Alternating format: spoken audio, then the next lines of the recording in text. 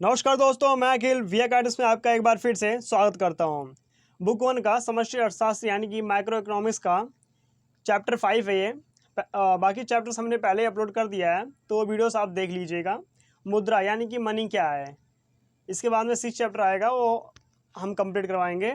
5th chapter ये एक part में ही कंप्लीट हो जाएगा। तो आइए शुरू करते हैं, आखिरकार है क्या ये मुद्रा मनी।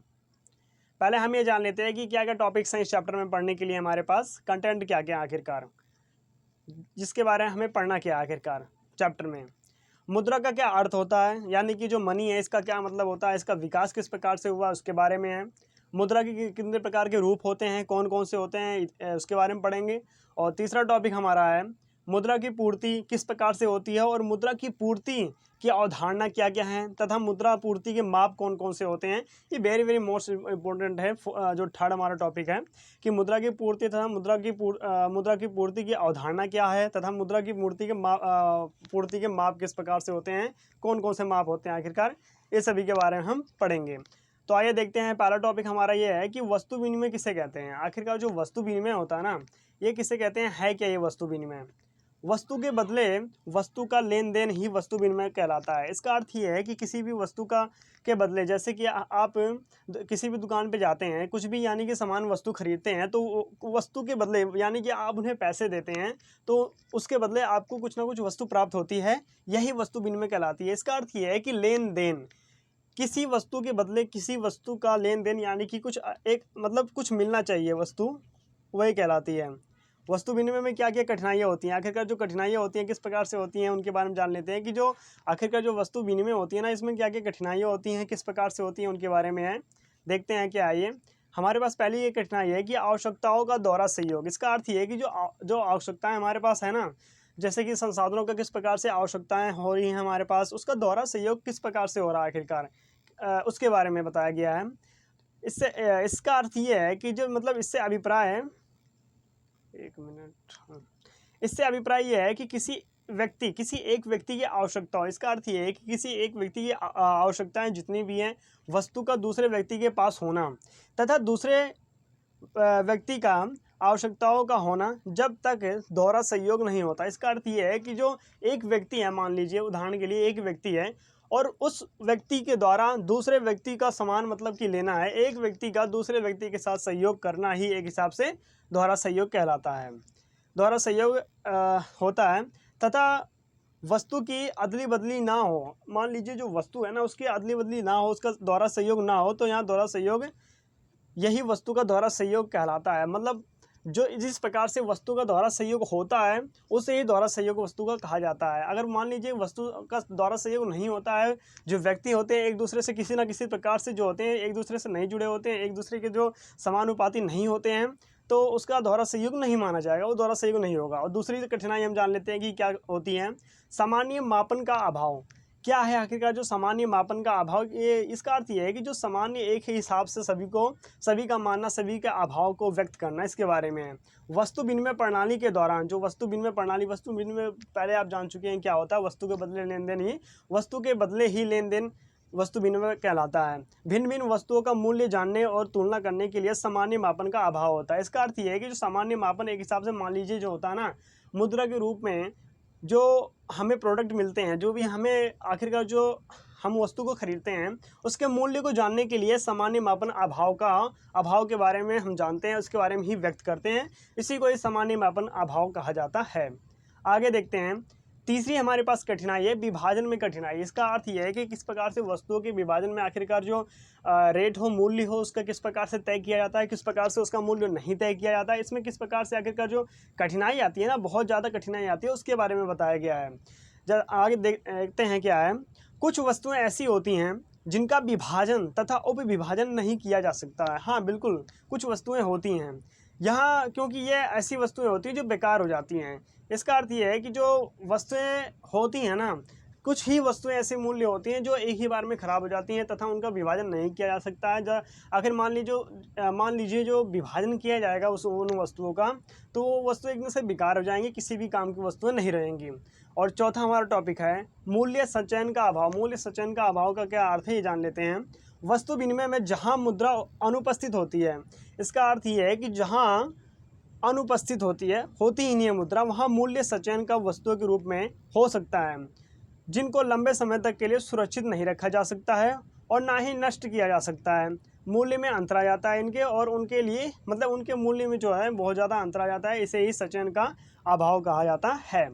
और दूसरा टॉपिक हमारा है वस्तु विनिमय को हस्तांगित किस प्रकार से किया जा सकता है। हस्तांगित का अर्थ यह है कि किस प्रकार से आखिर का जो हस्तांगित है उसको आखिर का जो बदला किस प्रकार से जा सकता है, उसके बारे में जान लेते हैं। पहले हम ये जान लेते हैं कि जो वस्तु का हस्तांगित है ना, ये किसे कहते हैं, हस्तांगित होता क्या है, इसके बारे में जान लेते हैं।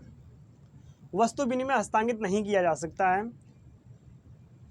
अभी तो भुगतान तत्काल करना पड़ता है। इसका अर्थ ये है कि जो वस्तु विनिमय है ना, इसका जो वस्तु विनिमय आप लेते हैं किसी भी वस्तु को, वस्तु के बदले वस्तु का लेन देन ही वस्तु विनिमय कहलाता है।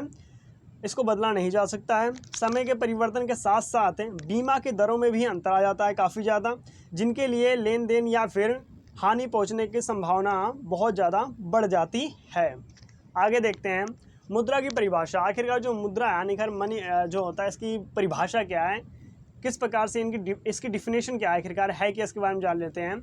मुद्रा वह है जो बिना माध्यम के मापक मूल्य में सचयन में स्थापित भुगतान के मापन के रूप में कार्य करे, वह मुद्रा कहलाता है। इसका अर्थ यह है कि जो मुद्रा है ना, बिना माध्यम के मापन तथा मूल्य सचयन में स्थापित जो भुगतान होता है उसके मापन के रूप में कार्य करते हैं। आखिरकार जो मुद्रा होती है ना कहीं एक हिसाब से हमारे मापन, कहीं ना कहीं हमारे आवश्यकताओं को पूरा करने के लिए कार्य करती है, उसे ही मुद्रा कहा जाता है।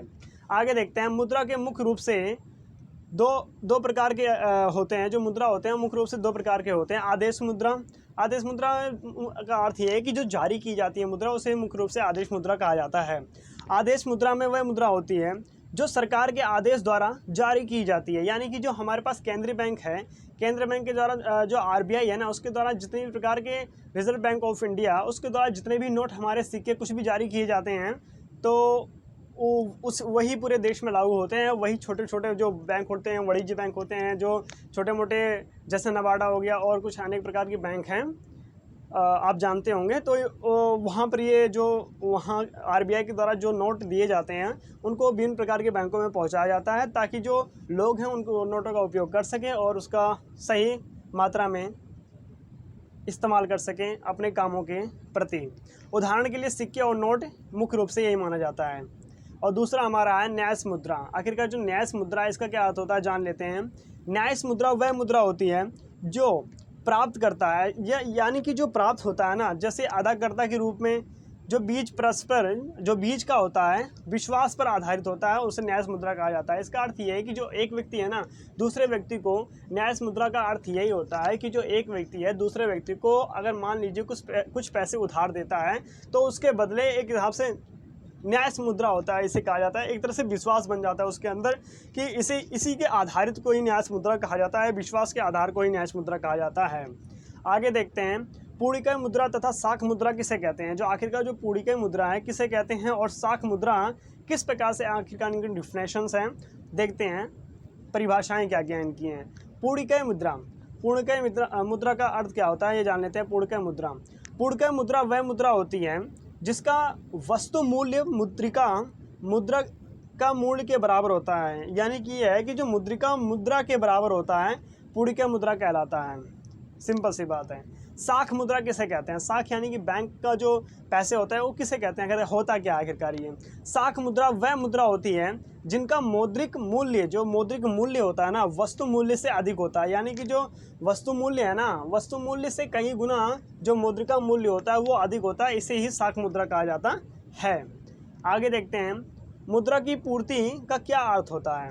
इसका अर्थ ये है कि जो मुद्रा की पूर्ति है ना, किस प्रकार से जो नोट हैं, मान लीजिए जो पैसे हैं ना, किस प्रकार से मुद्रा की आखिरकार जो पूर्ति है ना उसकी की जा रही है, किस प्रकार से है क्या आखिरकार, इसका अर्थ किस प्रकार से होता है वो जान लेते हैं हम। मुद्रा की पूर्ति एक स्टॉक अवधारणा है। इसका अर्थ ये है जो मुद्रा की पूर्ति है ना वो एक मुख्य रूप से स्टॉक अवधारणा है। इससे अभिप्राय एक निश्चित समय पर देश में लोगों के पास कुल मुद्रा के स्टॉक के रूप में माना जाता है, यही मुद्रा की पूर्ति का अर्थ होता है। आगे देखते हैं उच्च शक्ति मुद्रा का क्या अर्थ होता है। जो उच्च शक्ति मुद्रा का आखिरकार जो अर्थ होता है क्या होता है ये जान लेते हैं। उच्च शक्ति मुद्रा का अर्थ है एक जनता के पास करेंसी। इसका अर्थ ये है कि जो उच्च अधिक मात्रा में एक जनता के पास एक लोग हैं, मान लीजिए मानव हैं, उनके पास जो करेंसी है और बैंकों के पास नगद कोषों का होना ही उच्च शक्ति मुद्रा कहलाता है।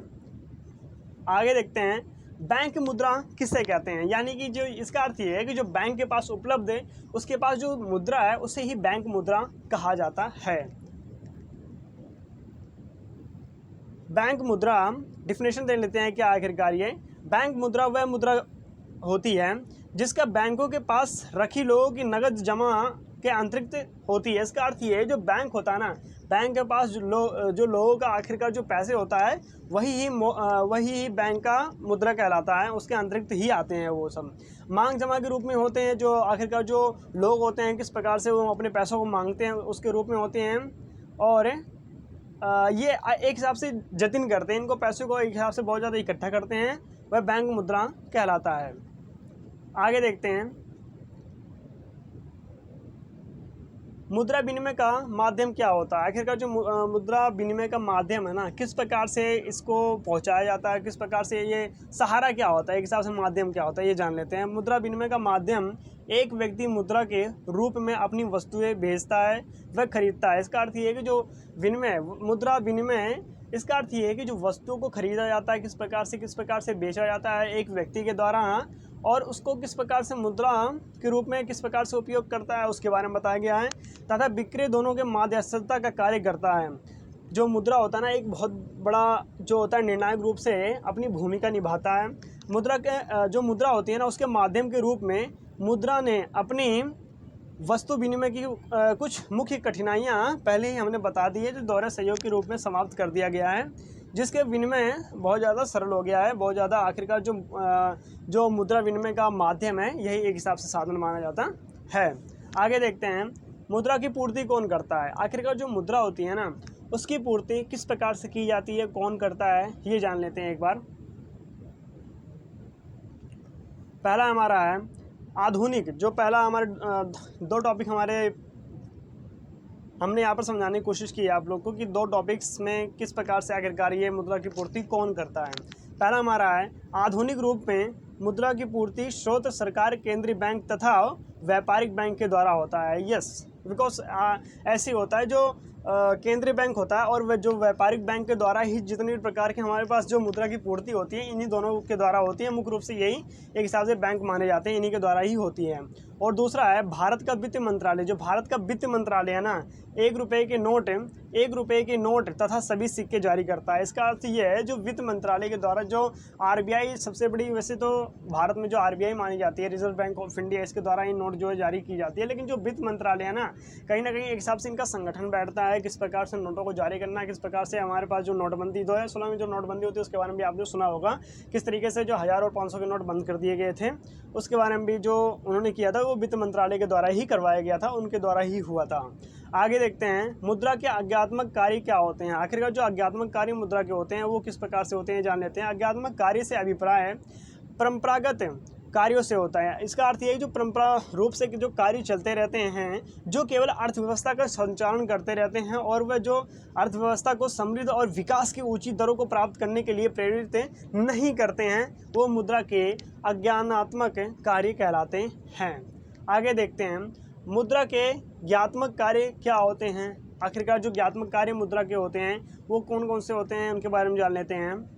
ज्ञात्मक कार्यों से अभिप्राय मुद्रा के एक ऐसे कार्यों से जो अर्थव्यवस्था को स्थिरता प्रदान करते हैं, जो समृद्ध एवं विकास की गति को तीव्र करते हैं, और विश्व की सभी सरकारें प्राइमरी जो अधिक मात्रा में पूर्ति होती है उसका आखिरकार जो प्राइमरी रूप से उसका विस्तार करके अर्थव्यवस्था में आर्थिक मंदी की स्थिति को रोकने का प्रयास करते हैं। यही मुद्रा की जो ज्ञात्मक कार्य होते हैं मुख्य रूप से यही माने जाते हैं।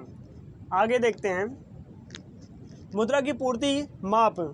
मुद्रा की पूर्ति के माप कौन करता है। आखिरकार जो मुद्रा की पूर्ति के माप हैं वो कौन कौन करता है, किस प्रकार से होता है, उसके बारे में जान लेते हैं। भारत में मुद्रा की पूर्ति के 4 प्रकार के माप होते हैं। इसका अर्थ ये है जो भारत की मुद्रा की पूर्ति होती है ना, उसके मुख्य रूप से 4 वैकल्पिक मुख्य रूप से 4 प्रकार के होते हैं। आगे देखते हैं भारत में मुद्रा की पूर्ति के 4 वैकल्पिक माप होते हैं, ये आप जान लेते हैं कि क्या क्या आखिरकार जो वैकल्पिक माप होते हैं ये कौन कौन से होते हैं, किस प्रकार से होते हैं, ये जान लेते हैं। ये बहुत ही इंपॉर्टेंट क्वेश्चन है, एग्ज़ाम से रिलेटेड भी है क्वेश्चन, बहुत ज़्यादा इंपॉर्टेंट है ये। तो ये M1, M2 और M3 और M4 है। मुख्य रूप से जो वैकल्पिक माप होते हैं ना, मुख्य रूप से 4 प्रकार के होते हैं, लेकिन जो सबसे ज़्यादा इंपॉर्टेंट होता है इसमें से वो M1 ही होता है।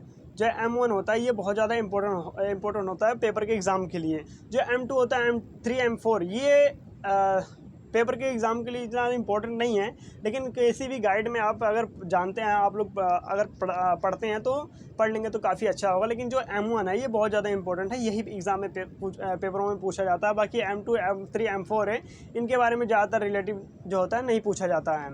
तो हम ये जान लेते हैं कि जो M1 होता क्या है, जनता के पास करेंसी। इसका अर्थ यह है कि जो जनता के पास करेंसी प्लस में जो मांग जमाएँ होती हैं ना, किस प्रकार से होती हैं उनके बारे में जान लेते हैं। जो M1 जनता के पास करेंसी प्लस सी इसे कहेंगे, सी में डिफाइन कर देंगे, और इसकी मांग जमाएँ DD प्लस किस प्रकार से डिमांड होती है, लोगों की मांग जमाएँ होती है, और रिजर्व बैंक के पास अन्य जमाएँ किस प्रकार से OD के रूप में इसे प्रकाशित किया गया है। अब ये हम जान लेते हैं कि जो आखिरकार M1 का जो जनता के पास करेंसी और जो मांग जमाएँ और जो रिजर्व बैंक के पास अन्य जमाएँ हैं, इनका डिफिनेशन क्या है, आखिरकार ये हैं क्या क्या, इनके बारे में एक बार जान लेते हैं। पहला हमारा है सी, यानी कि जो सी होती है जनता के पास करेंसी। इससे अभिप्राय है, इससे होता है, ये पड़ता है कि जो जनता के पास करेंसी होती है ना, किस प्रकार से आखिरकार विद द पब्लिक यानी कि जो पब्लिक के पास होती है ना, इनमें से सिक्के और कागजी नोट शामिल होते हैं। ये जो पब्लिक के पास होती है उसी को ही विद द पब्लिक, यानी कि जो पब्लिक के पास जो पैसे होते हैं, जनता के पास करेंसी होती है, उसे ही कहा गया है, सी का नाम दिया गया है। जनता के पास करेंसी का अर्थ यही अर्थ होता है। और दूसरा हमारा DD, डिमांड किस प्रकार से जो होती है, मांग जमाएँ किस प्रकार से होती है, उसके बारे में जान लेते हैं। DD मांग जमाएँ, यानी कि जो मांग होती है ना सरकार के द्वारा, किस प्रकार से सरकार के द्वारा लोगों को, यानी कि जो लोगों के द्वारा सरकार से किस प्रकार से मांग होती है, उसके बारे में बताया गया है। बैंकों के पास मांग जमाएँ होती हैं। डिमांड डिपॉजिट का अर्थ ये है कि जो बैंक होते हैं, जो लोग होते हैं बैंकों में किस प्रकार से पैसे जमा करते हैं अपने, जो वाणिज्यिक बैंकों में जमा होते हैं और जमाओं के रूप में मांगने पर चेकों द्वारा निकलवाया जाता है। हाँ, मुख्य रूप से जो आप पैसे जमा करते हैं उसको किस प्रकार से निकलवाया जाता है, जैसे कि ATM के द्वारा हो गया, या फिर चेक के द्वारा हो गया, या पर्ची के द्वारा, जो भी होता है उसके द्वारा आप निकलवाया जा सकता है। किसी को हस्तांतरित भी किया जा सकता है, इसको हटाया भी जा सकता है। आखिरकार जो DD होता है, मांग जमाएँ होती है, इसमें हटाया भी जा सकता है। और तीसरा हमारा है OD, जो अन्य बैंकों के पास जो जमाएँ होती हैं उनके बारे में जान लेते हैं। जो अंतर्राष्ट्रीय जो अन्य जमाएँ होती हैं, मुख्य रूप से अन्य जमाओं का, जैसे मान लीजिए अंतर्राष्ट्रीय वित्तीय संस्थाओं जैसे IMF इंटरनेशनल मॉनेटरी फंड है, जो कि एक हिसाब से जो सबसे बड़ा बैंक विश्व बैंक माना जाता है। यह है विश्व बैंक की मांग जमाएँ हैं। जैसे RBI के पास सार्वजनिक वित्तीय संस्थाएं जैसे नवाडा, National Bank for Agriculture and Rural Development आदेश के अनुसार शामिल किया गया है। इसका मुख्य रूप से यही एग्जाम्पल दिया गया है। आगे देखते हैं। अभी हम जान लेते हैं कि जो केंद्रीय बैंक होती है तथा वाणिज्यिक बैंक होती है, इसमें अंतर क्या होती है। ये वेरी मोस्ट इंपॉर्टेंट क्वेश्चन है, ये बहुत ही ज़्यादा इंपॉर्टेंट क्वेश्चन है पेपर से रिलेटेड पूछने के लिए। जो आखिरकार जो केंद्रीय बैंक होते हैं, इसके कार्य क्या क्या होते हैं, जो केंद्रीय बैंक होता है आखिरकार इसके अंडर कौन कौन से कार्य आते हैं, उनके बारे में बताया गया है। और जो वाणिज्य बैंक है, इसके बारे में क्या क्या अंतर है, इसके बारे में जान लेते हैं। तो आइए देखते हैं कि जो केंद्रीय बैंक होता है और जो वाणिज्य बैंक होता है, किस प्रकार से इनके बीच में अंतर है, डिफरेंट किस प्रकार से है, ये जान लेते हैं। पहला हमारा है केंद्रीय बैंक। केंद्रीय बैंक का पहला पॉइंट हमारा है, केंद्रीय बैंक एक सर्वोच्च बैंक है। एक हिसाब से जो केंद्रीय बैंक है ना, एक हिसाब से स्टेट लेवल का बैंक है, और यहाँ एक सामान्य जनता के लेन देन नहीं होते हैं। एक मुख्य रूप से यही होगा, जो केंद्रीय बैंक है उससे जो सामान्य जनता है उससे लेन देन नहीं कर सकती है। एक हिसाब से जो केंद्रीय बैंक है ना, छोटे मोटे बैंक को, नबार्ड हो गया, वाणिज्य बैंक हो गए, छोटे मोटे बैंक को ये जो पैसे होते हैं, ऋण जो होते हैं, प्रदान करते हैं ब्याज के रूप में, दरों के रूप में उसे देते हैं। बाकी जो ब्याज के रूप में, दरों के रूप में है ना, आगे पढ़ेंगे किस प्रकार से होता है, किस प्रकार से नहीं होता, उसके बारे में। तीसरा पॉइंट हमारा है, केंद्रीय बैंक के पास नोट जारी करता है। इसका अर्थ ये जो केंद्रीय बैंक होता है ना, किस तरीके से नोट जारी करता है उसके बारे में बताया गया है। और चौथा हमारा, केंद्रीय बैंक अर्थव्यवस्था की समृद्धि एवं स्थिरता को ध्यान में केंद्रित कर सारे कार्य करता है। यानी कि जो केंद्रीय बैंक होता है ना, एक हिसाब से बहुत ज़्यादा रिस्पॉन्सिबल बैंक माना जाता है। केंद्रीय बैंक स्टेट लेवल का बैंक माना जाता है। जो केंद्रीय में जो स्थापित बैंक है उसे ही केंद्रीय बैंक कहा जाता है। अब ये जान लेते हैं कि जो वाणिज्य बैंक होता है ना, किस प्रकार से कार्य करता है, क्या होते हैं इसके अंडर, ये जान लेते हैं। वाणिज्यिक बैंक है। वाणिज्यिक बैंक केंद्रीय बैंक के पास आखिरकार जो नियंत्रण होता है ना, ये उसके अंदर ही कार्य करते हैं। जो केंद्रीय बैंक होते हैं ना, केंद्रीय बैंक के अंडर में ही ये वाणिज्य बैंक शामिल होते हैं, उसके अंदर में ये कार्य करते हैं। और दूसरा पॉइंट हमारा है, यहाँ सामान्य जनता के द्वारा जमाएं जो है स्वीकार करते हैं। इसका अर्थ ये है कि जो वाणिज्य बैंक में है ना, वाणिज्य बैंक में किस प्रकार से जो जनता है, किस प्रकार से जो लोग हैं अपने पैसों को कैसे भी करके किसी न किसी तरीके से पैसे को इकट्ठा करके किस प्रकार से जमा करते हैं, उनके बारे में बताया गया है। और तीसरा हमारा है, वाणिज्य बैंकों के पास नोट जारी करने का अधिकार नहीं होता है। ये बिल्कुल सच है कि जो वाणिज्य बैंक, छोटे मोटे बैंक कहाँ से जो है नए नए नोट जारी कर देंगे। ये सिर्फ केंद्र बैंक के हाथ में होता है कि किस प्रकार का नोट हमें जारी करना है। मतलब एक हिसाब से वित्त मंत्रालय के हाथ में होता है कि जो नोट होती है किस प्रकार से जारी किया जाता है, किस प्रकार से जारी नहीं किया जाता है। जो वाणिज्य बैंक होता है ना, वाणिज्य बैंक एक छोटा सा ग्रामीण बैंक के रूप में मान लीजिए, जो किस प्रकार से किसी भी प्रकार से जो लोग हैं ना, लोगों का पैसा जमा हो सके और जो वहाँ पर उनका अकाउंट खोल करके उनका पैसा जमा हो सके और उस जो वाणिज्य बैंक है ना, उसका लाभ थोड़ा बहुत जो लोग हैं वो उठा सके। ये सरकार के द्वारा एक हिसाब से सरकार के आदेशानुसार जो वाणिज्य बैंक है इनका निर्माण किया गया है। और चौथा हमारा पॉइंट है, वाणिज्यिक बैंक लाभ कमाने पर ध्यान केंद्रित करता है। यानी कि कहीं ना कहीं इनको जो वाणिज्य बैंक होता है ना, जो आरबीआई के द्वारा होता है, केंद्रीय बैंक के द्वारा होता है, कहीं ना कहीं केंद्रीय बैंक वाणिज्य बैंकों को कुछ ना कुछ जो परसेंटेज के रूप में पैसे अदा करता है, कुछ ना कुछ इन्हें पैसे भी मिलते हैं। आगे देखते हैं। तो यहाँ हमारा जो 5th चैप्टर है वो कंप्लीट हो गया है।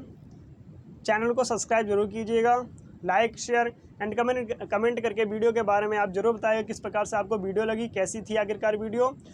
और हमारा ये 5th चैप्टर हमारा कंप्लीट हो गया मुद्रा। अब हम मिलेंगे आपसे अगली वीडियो में। तब तक के लिए जय हिंद, जय भारत।